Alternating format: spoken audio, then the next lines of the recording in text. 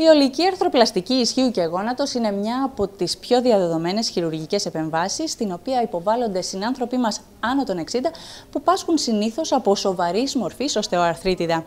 Ο χειρουργός ορθοπαιδικός Ευάγγελος Γάκης μας εξηγεί τις πιο σύγχρονες χειρουργικές τεχνικές που έχουν στη διάθεσή του σήμερα οι ασθενείς. Κύριε Γάκη, πότε ένας ασθενής έχει ένδειξη για ολική αρθροπλαστική ισχύου και γόνατος?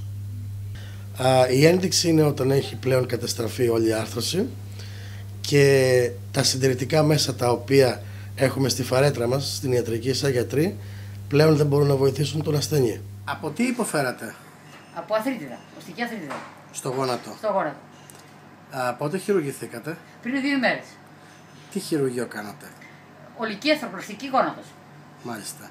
Περπατήσατε την ίδια ημέρα μόλις χειρουργηθήκατε? 2 ώρες μετά. 2 ώρες μετά. Πονέσατε καθόλου? Όχι, τίποτα. Πρέπει να ξέρετε ότι στα αρχόμενα στάδια της οστεοαρθρίτιδας εμείς δεν προτείνουμε σε κάποιον ασθενή να του κάνουμε αρθροπλαστική, να του αλλάξουμε το γόνατο ή το ισχύο, αλλά αρχίζουμε με κάποια αντιφλεγμονώδη, με φυσικοθεραπείες.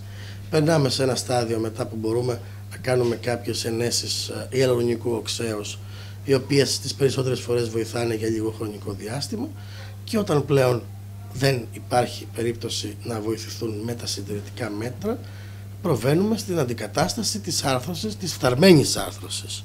Ποια είναι τα συμπτώματα που παρουσιάζουν αυτοί οι ασθενείς? Το κύριο σύμπτωμα είναι ο πόνος.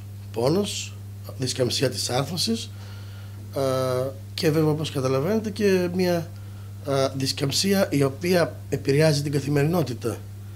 Και μαζί με τον πόνο έχει σαν αποτέλεσμα την, θα έλεγα, αύξηση της αναπηρίας του ασθενή. Ποια είναι η πιο ενδεδειγμένη σύγχρονη μέθοδος που χρησιμοποιείται σήμερα για την ολική αρθροπλαστική ισχύου και γόνατος? Με τη μέθοδο πλέον που χρησιμοποιούμε της χαμηλής τραυματικότητας, λέγεται minimal invasion surgery ή χαμηλή ελάχιστα επιμετική χειρουργική του ισχύου και του γόνατος, μπορούν να χειρουργηθούν όλες οι ηλικίες, χωρίς ιδιαίτερα προβλήματα, χωρίς απώλεια αίματος, με πολύ γρήγορη ανάκτηση των δυνάμεων, με ανακάπτουν και παραμένουν στην κλινική 2-3 ημέρες, συνήθως 2 ημέρες μετά το χειρουργείο, πηγαίνοντας στο σπίτι τους και στην καθημερινότητά τους. Πότε χειρουργηθήκατε? Εχθές. Εχθές. Τι χειρουργείο κάνατε? Ισχύο. Αρθροπλαστική ισχύου.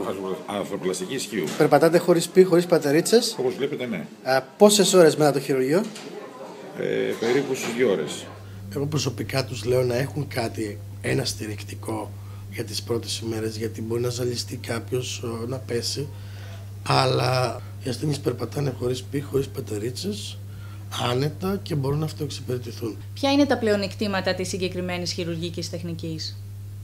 Οι τομοί είναι πολύ μικρότεροι, δεν κόβονται σχεδόν καθόλου τένοντες, δεν τραυματίζονται καθόλου μαλακά μόρια. Εγώ λέω στους ασθενείς μου, και εγώ εδώ να κλείσουμε, έχετε συγγενείς που έχουν χειρουργηθεί με μια κλασική αρθροπλαστική. Πάρτε τη γνώμη τους, υπολογίστε το 1/4 βαρύτητας και ελάτε.